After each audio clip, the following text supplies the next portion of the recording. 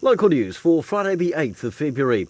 Historic Japanese sake brewer Nishi has secured Overseas Investment Office approval to purchase Wairarapa-based vineyard Ula Farms for 8.75 million New Zealand dollars. Ula was founded in 2004 by Angus and Davina Thompson.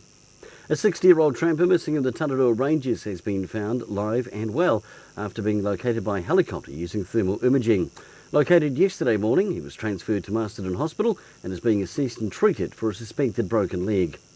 Masterton Mayor Lynn Patterson has welcomed the Coalition Government's decision to include Masterton as one of 5 refugee resettlement locations.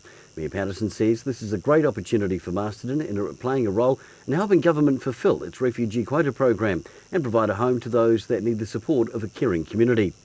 And Hurricanes fans will have the opportunity to see their team train as a captain's run held this afternoon at 3:15 at Trust House Memorial Park.